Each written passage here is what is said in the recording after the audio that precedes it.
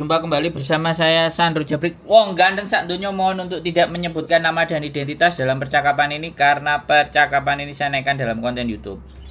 Gimana Mbak? Ini Mas mau nanya, misalnya saya kan mau notis gitu, Siap. mau notis tanggal nanti ditulisnya kan tanggal 3 Mei misal, terus surat notis itu tanggal 3 Mei harus dikasih ke majikan apa nunggu, misalnya nunggu seminggu atau gimana? Soalnya maaf ya, soalnya kan majikan aku buat tiap hari di rumah karena aku di rumah sama mbaknya, terus majikanku datangnya tuh nggak setiap hari gitu. Sik. Sampean baleni Mbak, sampean mau notis karena Ya, karena ya itu mbaknya itu kalau marah-marah itu dia tuh misalnya kayak dia kan kencingnya di ember gitu kan, itu nanti air kencing dibuang ke tempat tidur aku lah gitu. Terus kadang dia juga pegang pisau juga kayak gitu loh. Jadi kalau marah itu bahaya banget gitu loh, bukan cuman marahnya di mulut tapi ya itu tindakan-tindakan kayak gitu, kayak pampers juga kadang dibuang di tempat tidur aku, dilempar gitu. Jadi si mbahnya ini sudah ngawur gitu ya. Iya, kalau cuma ngomong doang nggak apa-apa, mungkin saya bisa bertahan gitu. Tapi kan ini udah ya kayak orang stres mungkin apa ya gitu. Saya udah bertahan, kita udah 6 bulan gitu, saya tidak bertahan lah, mungkin kan nggak apa namanya, mungkin sementara itu sekali 2 kali nggak apa-apa, tapi kan ini tiap marah kayak gitu. Sampean dari Indonesia apa sudah pernah finish di Hong Kong? Dulu pernah finish di Hong Kong 10 tahun, terus pulang ke Indo 1 tahun lah, 1 tahun kurang dikit, terus kesini lagi proses ikut yang zero cost. Yang berarti yang ini yang zero cost? Ya, yang ini. Berarti nggak ada potongan sama sekali? Alhamdulillah nggak ada. Di awal dapat gaji full. Nah, dari awal gaji full. Tapi majikannya kayak ngene. Iya, mbahnya. Saya tahan-tahan, pertama ya kan udah pernah lah dulu jaga mbah gitu. Ya emang mbah kan kayak gitulah. Kalau marah itu kan. Ya kirain marah, ya dibulut aja nggak apa-apa lah, 1 jam 2 jam. Ya mau ngomel ya tahan lah, nggak apa-apa. Tapi kan ini udah kadang main lah, narik kuping aku lah, mau nyepet juga kayak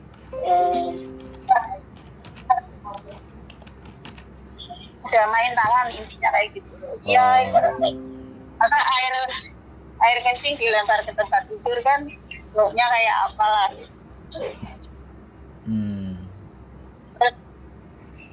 Kan aku tidurnya kan rumahnya rumah pemerintah itu yang cuma itulah kan aku tidurnya di situ, terus kan ditutupin pakai kelambu gitu kan. Kalau tengah malam tuh kelambunya dilepas gitu, lepas gitu. Ada aku pasang lagi, lepas lagi. Sedangkan di situ kan ada anaknya mbahku. Di situ. Cuman kan aku nggak ngurus dia kalau pagi jam 7 udah pergi, pulang jam 6. Dia ibaratnya nyuci sendiri, masak sendiri, kebutuhan dia sendiri. Ya kan masa tidur itulah nggak ditutup kan gimana gitu. Sedangkan kalau tidur lampunya dinyalain semua gitu. Kan katanya kalau masuk ke kamar mandi takut gelap, jadi lampunya dinyalain. Masa tidurnya ya kayak gitu, nggak boleh ditutupin, bisa dipasang tengah malam dia bangun diambil kayak gitu. Itu tuh penutupnya kayak gitu. Jadi makan terus. Ibaratnya soal makan juga, makan sarapan aku beli sendiri, terus dia cuman makan sayur sama nasi gitu. Terus selama aku di itu 6 bulan nggak pernah masak, nggak pernah sama sekali. Terus ya aku kalau pingin makan ikan ayam ya ya tapi itu nggak masalah lah, nggak apa-apa kan, ya tak sering aja nggak apa-apa lah makan sendiri gitu kan. Tapi kan ini udah yang soal itu banyak kalau marah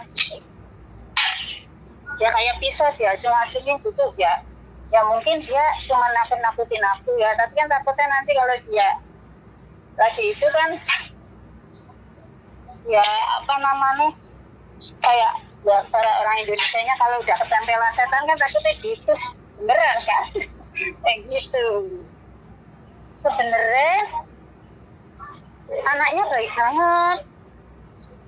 Kalau ke situ juga ya kamu kalau ibaratnya ya gimana ya maksudnya ayo lah semuanya, terus kamu kalau gak ada kerjaan ya tidur lah.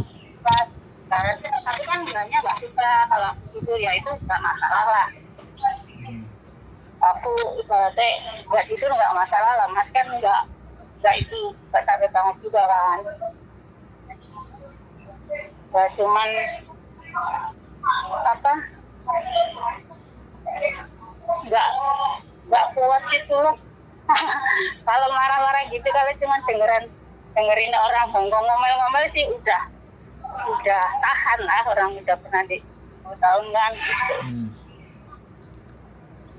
Tinggal udah main tangan gitu.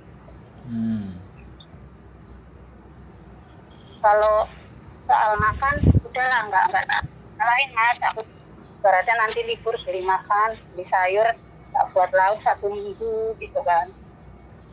Itu dingin loh, aku keluarin dari kulkas, nggak aku panasin, nggak apa-apa, nggak boleh nyalain kompor. Ya kalau udah aku sering nyalain kompor ya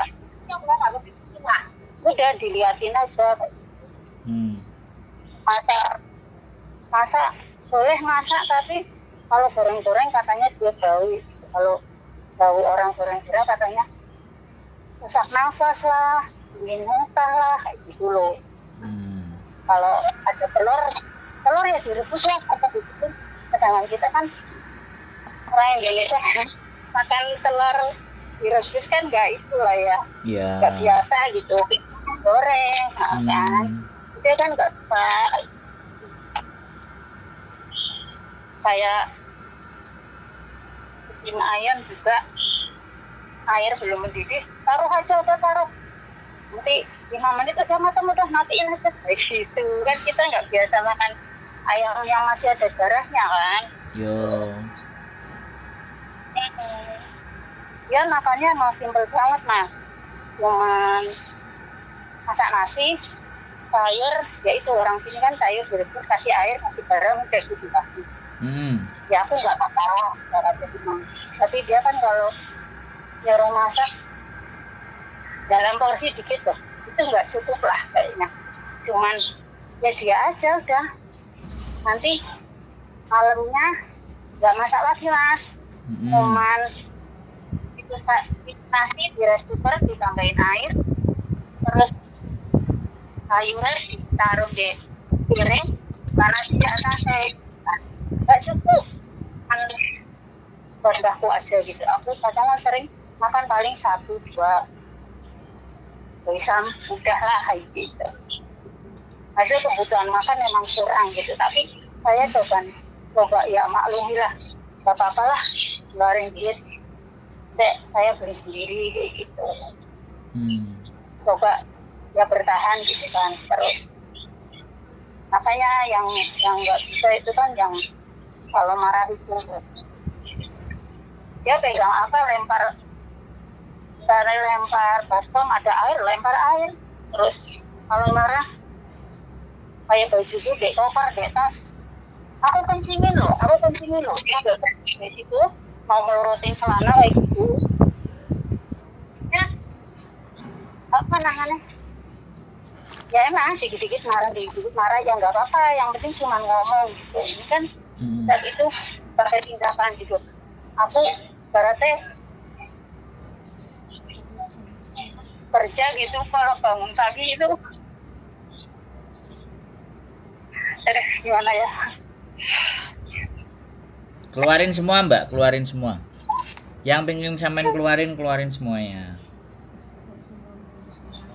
Astagfirullahaladzim. Ya nggak apa-apa.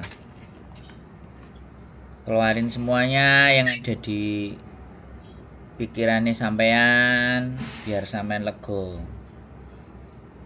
Karena memang nggak ada orang yang gimana? Halo? Ya maaf gitu. Nggak apa-apa. Lanjut. Kalau masih ada yang ingin sampean keluarin Mbak. Jadi kalau bangun tidur tuh kayak ya ampun nanti mau depannya mau apa lagi dalam sehari ini kayak gitu. Was-was ya. Was-was, khawatir.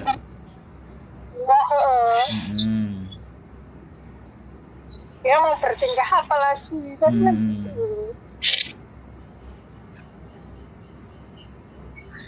Cowok apa cewek ini yang dijaga?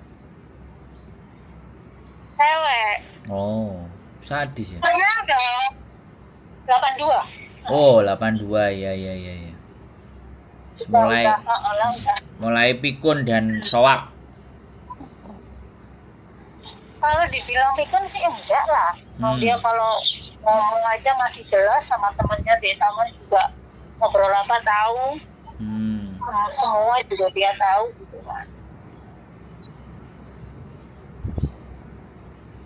Terus jadi sekarang ya itu aku punya kan pertama datang dibeliin apa namanya kasur gitu kan.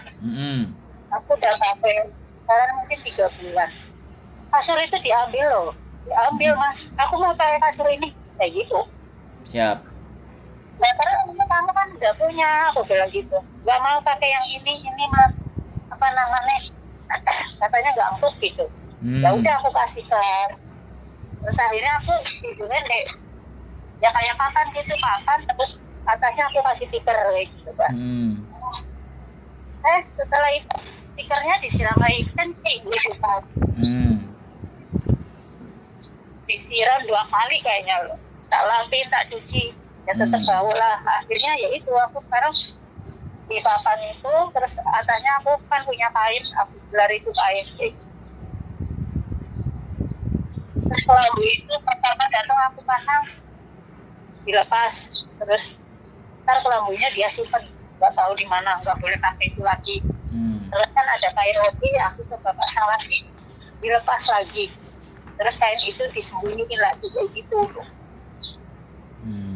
Kalau nggak ada stikernya di situ nggak apa-apa lah ya mas ya. Itu kan ada anaknya yang kan di ruang tamu jadi satu di situ, lampu nggak dimatiin, tidur kayaknya kan gimana lah, nggak elok banget kayak gitu kan.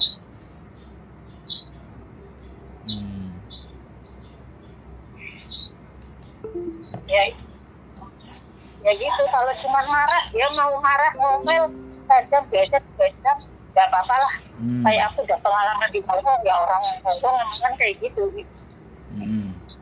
Tapi kalau udah tindakan kayak gitu,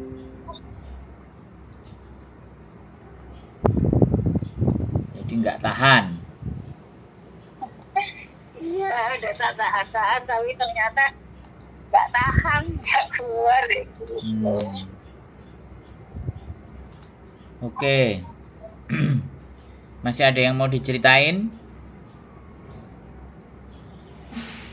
Ya, itu misalnya kan saya kan jemur baju gitu kan, hujan kan aku angkat, aku taruh di kayak di dapur itu, di dalam gitu. Dia nggak suka bajuku diambil ditaruh sembarang gitu di situ, dikelumpukin kan kotor loh mas, kayak gitu loh. Kayak gitu. akhirnya hujan nggak hujan, ya udah aku taruh di luar kehujanan, ya udah biarin aja sampai kering gitu. Terus kayak enak ya, kamar mandi apa nggak boleh dia bersihin, nggak boleh nyapu ngepel tiap hari itu nggak boleh.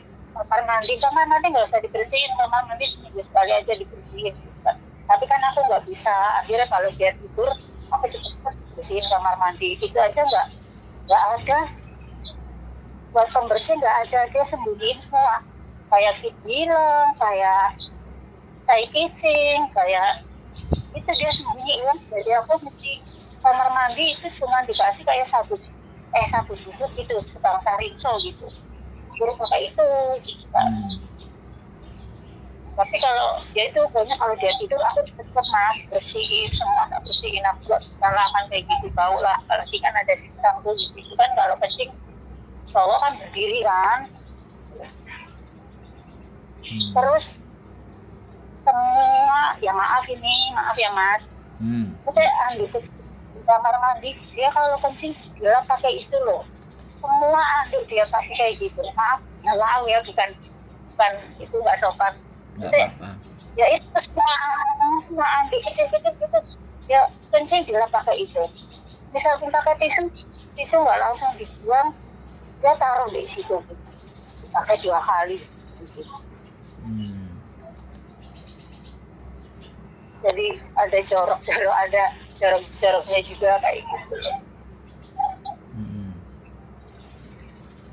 Nah, makanya ya saya punya niatan mau notis itu, rencanakan ya kan biasanya aku awal bulan kan gajian gitu.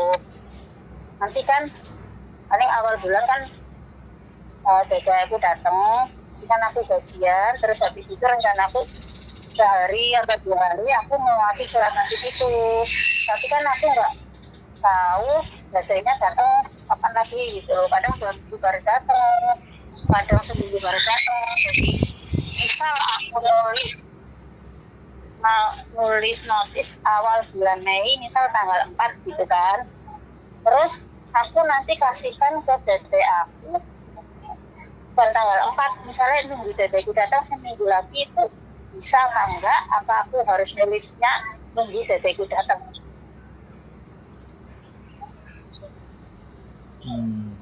Nunggu dadai sampai datang. Yang tanda tangan berarti dadai.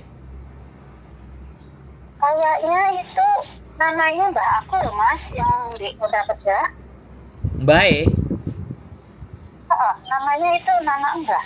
Wah, ya nggak usah kalau nama Mbak Nama Mbak nggak usah. Oke, aku sudah boleh ngomong apa belum ini?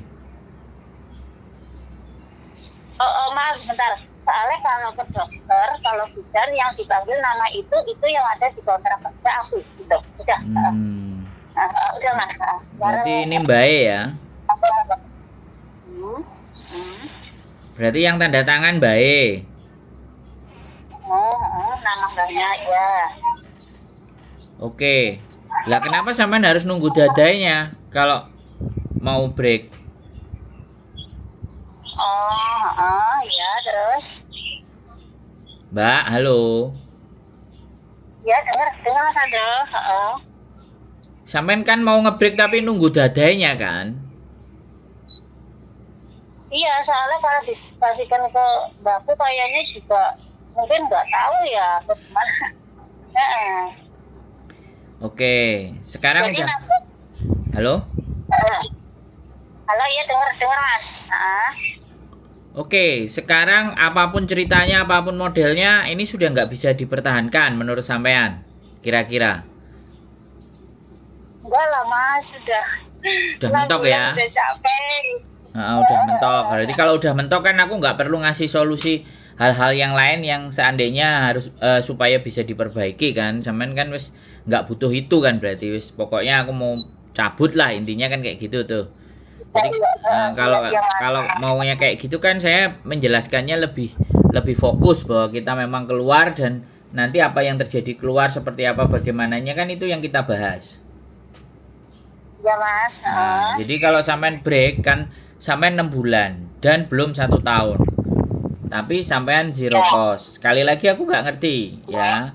Coba sampean ngomong balik sama PT sampean yang di Indonesia. Kalau aku break, kalian ngunci apa enggak? Apakah sudah lepas atau semuanya gitu loh. Karena PT di Indonesia itu sistemnya adalah 1 tahun, minimal 1 tahun. Dia itu bisa berganti majikan. Kalau dia ngunci, kalau dia merasa nggak ngunci, ya 6 bulan, 7 bulan, 8 bulan, anak-anak biasanya habis potongan itu, PT yang akan baru atau agen yang baru yang menangani sampean, biasanya PT-nya minta duit PT lama untuk beli sampean, untuk buka kunci.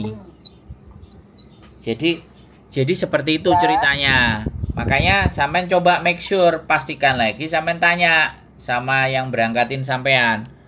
Aku mau break. Kira-kira kalian mau ngunci apa enggak?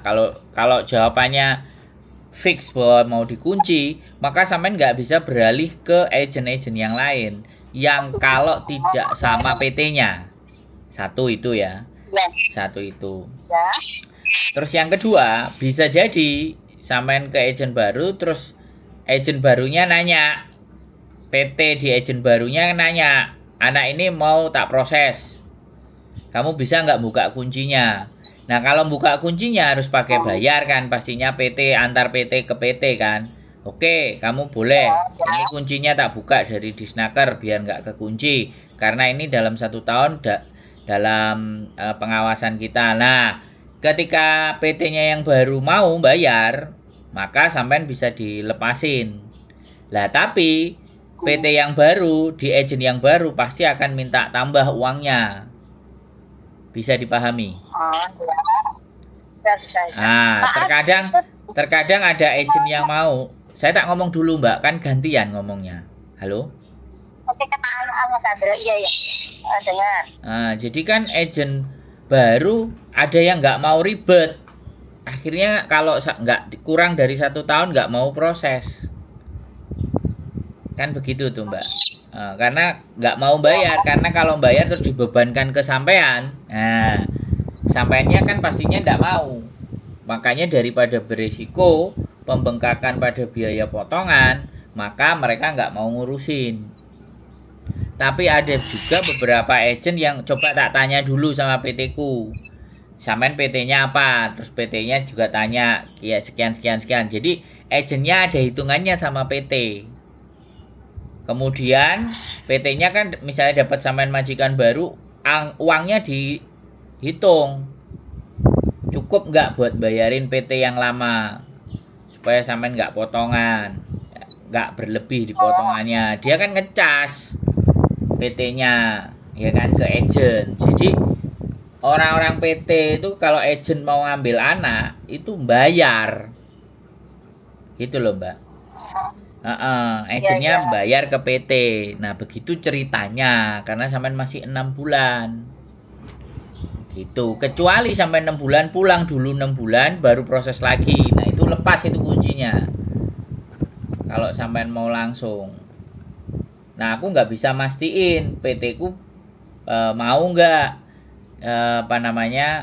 jenenge namanya sampean kan pasti dicek tuh. Oh ini masih dikunci atas nama misalnya PT A, PT B, kan kelihatan tuh kalau sesama PT. Jadi kan anaknya nggak mau diutak-atik. Bisa dipahami nggak? Ya bisa Mas.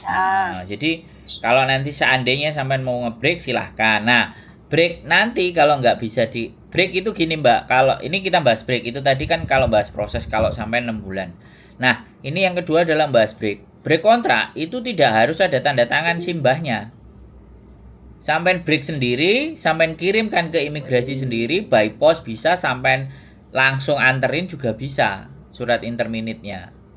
Jadi sampean bilang aja bahwa saya banyak tindakannya ketika dia marah membahayakan saya. Kalau sampean punya fotonya jauh lebih bagus. Fotonya ya habis itu di print, taruh di kertas, di staples, habis di staples dikirim ke sambil surat break ke imigrasi.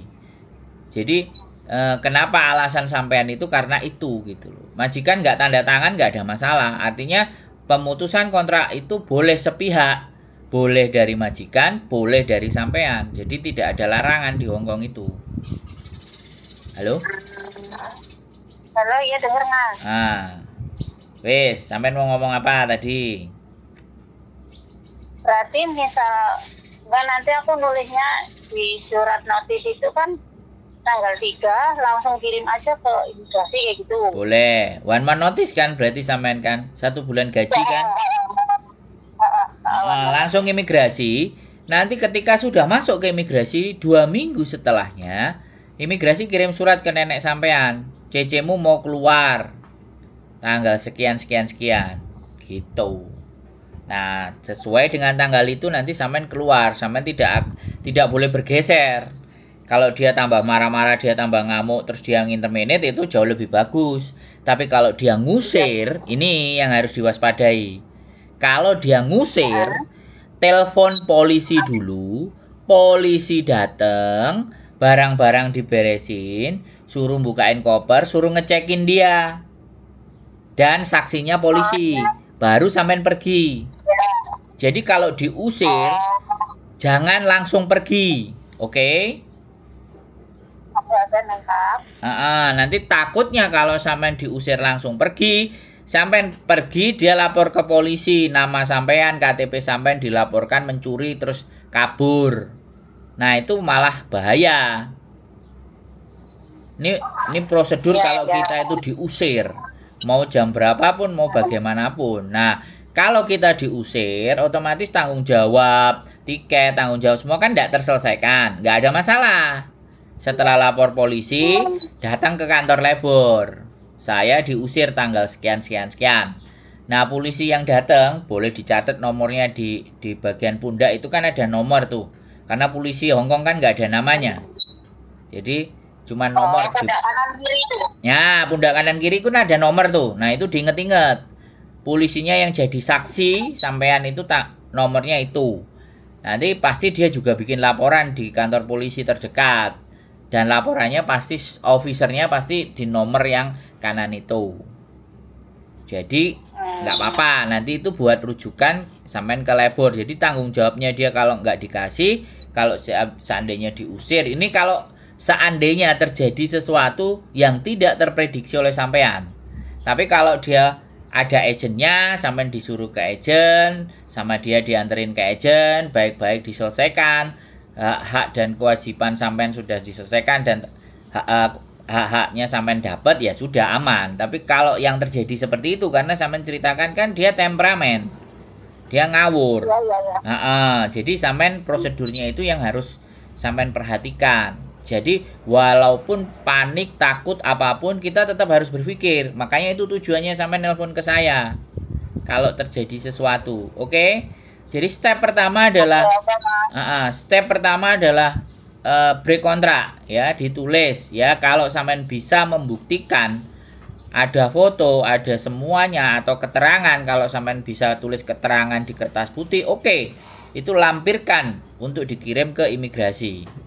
Imigrasi bisa by post, imigrasi bisa di Dropbox, bisa di email. Jadi Hongkong ini sudah semuanya serba Phongpin.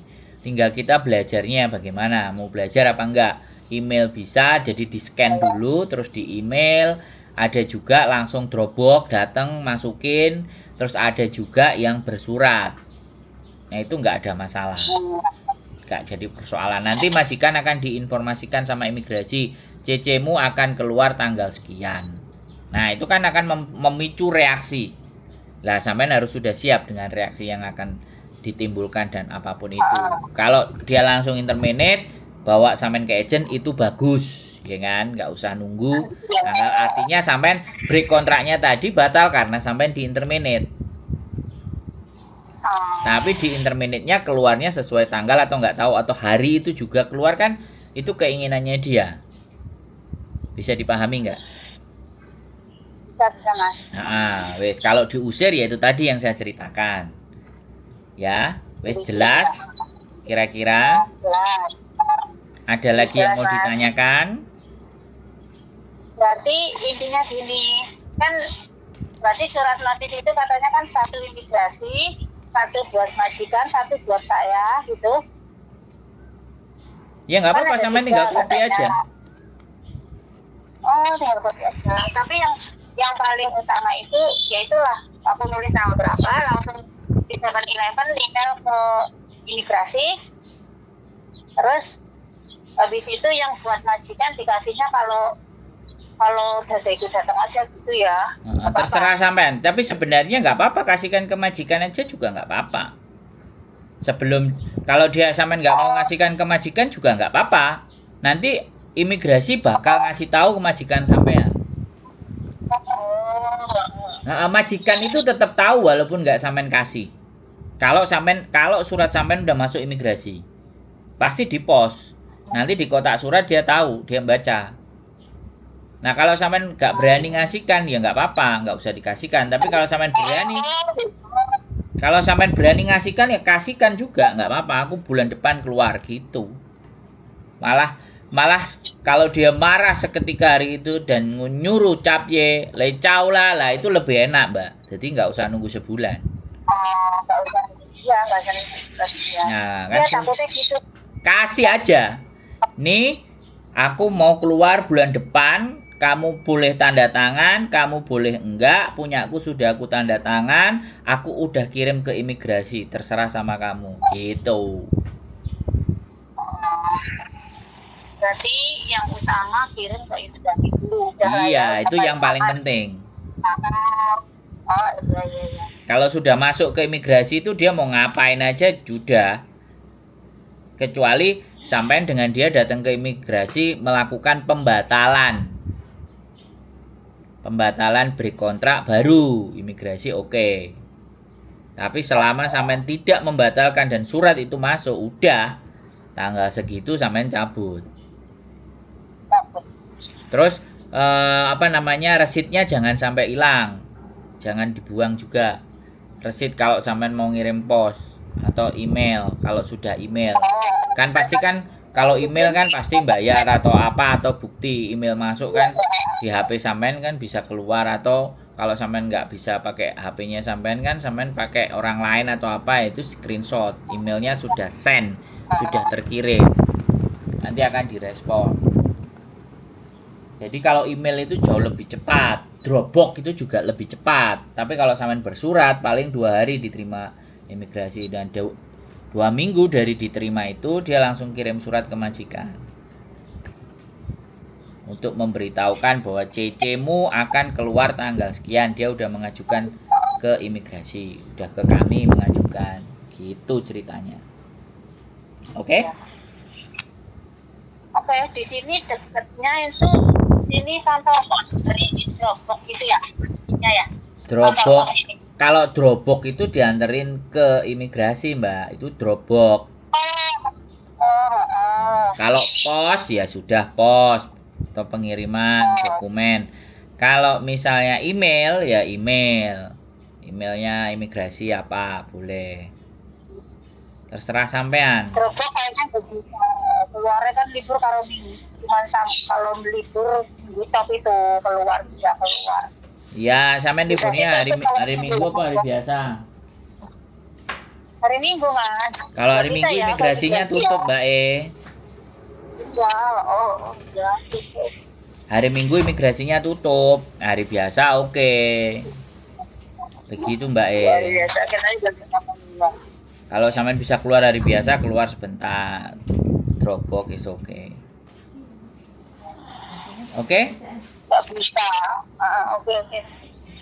Jadi berarti intinya itu pokoknya yang penting kirim ke imigrasi itu aja dulu ya, Mas ya. Monggo. Soal majikan nantilah kalau aku berani ngasih ya tak kasih, kalau enggak ya penting aku kirim ke imigrasi dulu kayak gitu. Oke. Ya Siap. udah Mas Andro. Oke, Mbak. Terima banget ya Mbak, Mas sehat-sehat. Oke. Waalaikumsalam warahmatullahi wabarakatuh.